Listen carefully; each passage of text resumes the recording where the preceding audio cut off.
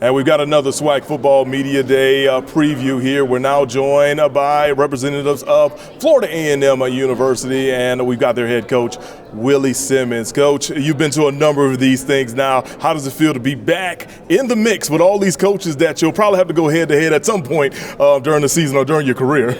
Well, it feels good. SWAC Media Day is always a great event, a festive event. It's the unofficial start of football season, and so it's always great to be able to rub elbows with some phenomenal coaches, to see some of the top talent within this great conference that we call the SWAC.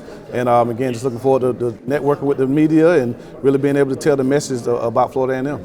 All right, Coach, before we move forward with certain things, we know about what happened from your post on social media this past week down in Tallahassee. I just want to know, how did you guys address it and what we're doing moving forward? Well, obviously, we suspended activity while we did some internal investigating. We've now resumed activity, and now the university is conducting a university-wide investigation. But as far as football goes, we're back to business as usual, and we're looking forward to reporting next week. Our guys are excited about this upcoming season, and we think this will be a year for the ages. Let's kind of talk about the two men that you were able to bring to SWAC Football Media Day and the impact they're going to have. One of them is Jeremy Musa, your quarterback. You're a former quarterback, so clearly I know you guys have a lot of meetings together. What do you like what he brings to the table, and what is he going to have to do to elevate his game this year? Well, obviously, you like everything about Jeremy. I mean, he's a quarterback's quarterback. He loves the game, studies the game, has a great skill set. Obviously has the arm talent to make all the throws. He runs the ball well enough to be able to be a weapon with his legs. But just his approach to being a leader, he understands that he's the unquestioned leader of this football team this year. So just educating the guys on how we do things, our culture, the expectation that we have for ourselves, that he has for his teammates, and I think those are the things that he's going to take that next step in. Last year he was a quarterback, but he was new to the program, so he was trying to establish himself as one of those guys. But to be voted as a team captain at the end of last season as the only underclassman to do so, to come back this year as the unquestioned leader, says a lot about Jeremy, and I'm excited to see the step that he takes this year as arguably one of the best quarterbacks in the country. What about the other young man that you were able to bring? Let everyone know who may not be a FAMU Rattler fan know about what he brings to the table. Well, Javen Morgan is a guy who's been a part of this program since 2019. Javen's arguably our most athletic player, just a phenomenal athlete. He comes from an athletic background. He has a brother that's running track at a Division II school, has a sister who's playing basketball at Georgia Tech. Okay. And so, again, just an athletic family. But Javen's one of the fastest guys on the team, one of the most explosive guys, one of the strongest guys pound for pound, and a ball hawk. He's our leading interceptions. He's been our interceptions leader the last 2 seasons, and he's a guy that's really coming into this season as an unquestioned leader on the back end. He's played with guys like Marquise Bell, B.J. Bowler the last few years. Those guys have gone on. Now it's the Javen Morgan show. So looking forward to seeing him take that next step as the unquestioned leader back there. And I think he can have a season that establishes him as one of the top defensive backs in the country. Awesome, Coach. For the 3rd year in a row, Florida A&M will face Jackson State in the Orange Blossom Classic. There's some changes for the future, but we're not going to focus on that. We're going to focus on 2023.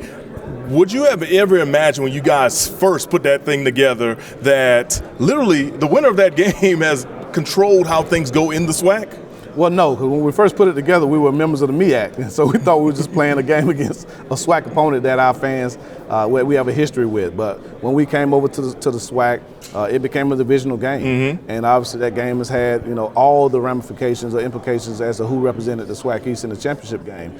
They've gone undefeated the last 2 seasons. Our only 2 losses have been to them, and so again, that game has become kind of the game that everyone looks forward to. The fact that it's the first game of the season, depending on who you ask, but again, it's a game that even this year I think is going to have the same type of impact.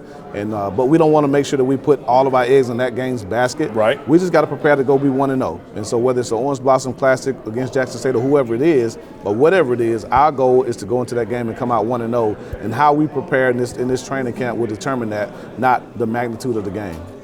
Also, can you talk about how competitive things really are in that East Division? Because, Jackson State, Florida A&M, Alabama State with Coach Robinson, Alabama A&M with Coach Maynor. It feels like it's a dogfight each and every week on that side of the SWAC.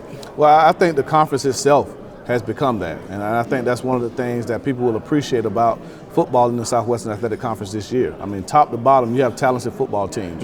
I mean, again, we will pick to win the East, but I mean, any team, Jackson State, Alabama A&M, Alabama State, as you alluded to, even the team down the road in Daytona, all those guys. Mississippi Valley is always a tough outfit.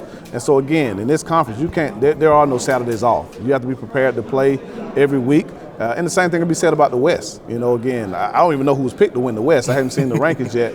But again, it's a toss-up as to who that team could be because there's so much parity within this league. But it's parity because everyone has great players.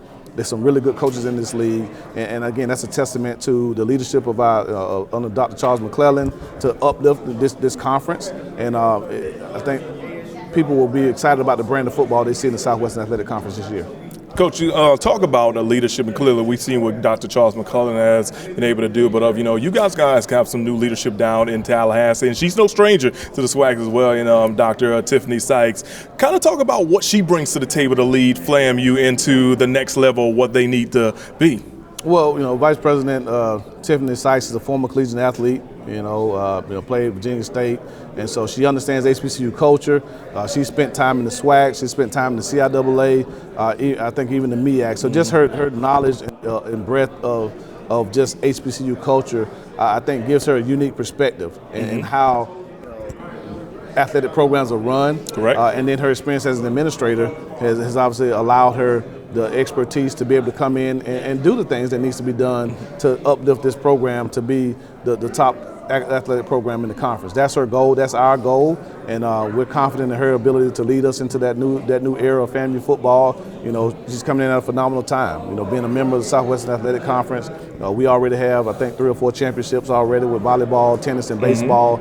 And obviously, football wants to add to that collection. But again, great leadership from the top down. And we're honored to have people who understand what our student athletes need and put them first. All right, everyone, we've been visiting with Florida A&M head football coach Willie Simmons as they get ready for the 2023 season. First game on the docket against Jackson State, Labor Day weekend down in the Miami area, Orange Blossom Classic. We'll have more from SWAC Football Media Day with our previews here on HBCUSports.com coming up later.